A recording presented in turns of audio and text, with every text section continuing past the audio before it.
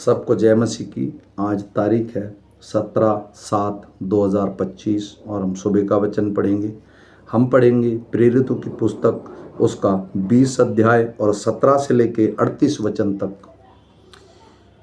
उसने मिलेतूस से इफियुस में कहलाता भेजा, कलीसिया के प्राचीनों को बुलवाया।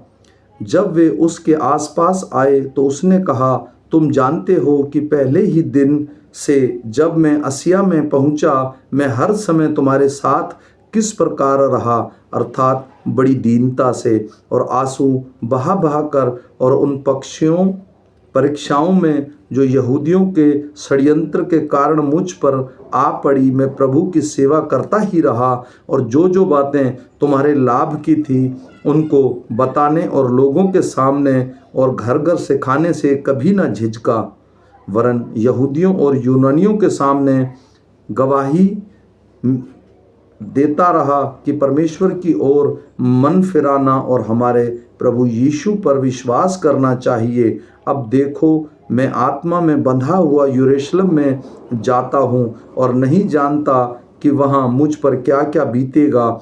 केवल यह कि पवित्र आत्मा हर नगर में गवाही दे देकर मुझसे कहता है कि बंधन और कलेश तेरे लिए हैं, परंतु मैं अपने प्राण को कुछ नहीं समझता कि उसे प्रिय जानूं, वरन यह कि मैं अपनी दौड़ को और उस सेवा को पूरी करूं जो मैंने परमेश्वर के अनुग्रह के सुसमाचार पर गवाही देने के लिए प्रभु यीशु से पाई है।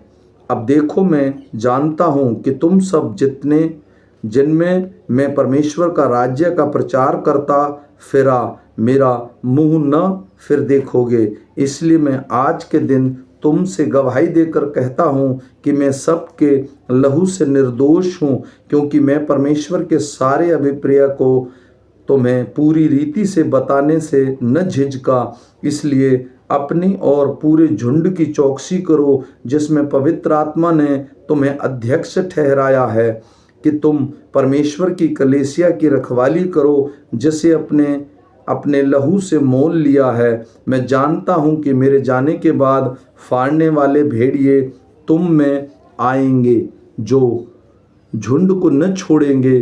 तुम्हारे ही बीच में से ऐसे ऐसे मनुष्य उठेंगे जो चेलों को अपने पीछे खींच लेने की टेढ़ी मेढ़ी बातें कहेंगे। इसलिए जागते रहो और स्मरण करो कि मैंने 3 वर्ष तक रात दिन आंसू बहा बहा कर हर एक चुतौनी देने न छोड़ा, और अब मैं तुम्हें परमेश्वर को और उसके अनुग्रह के वचन को सौंप देता हूँ, जो तुम्हारी उन्नति कर सकता है और सब पवित्र किए हुए लोगों में साझी करके मीरास दे सकता है। मैंने किसी के चांदी सोना या कपड़े का लालच नहीं किया, परंतु आप ही जानते हो कि इन्हीं हाथों से मेरे और मेरे साथियों की आवश्यकताएं पूरी की।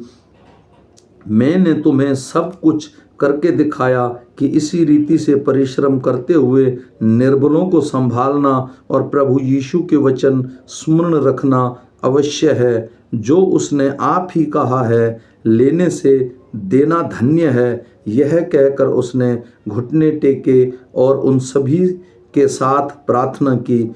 तब वे सब बहुत रोए और पौलुस के गले लिपटकर उसे चूमने लगे।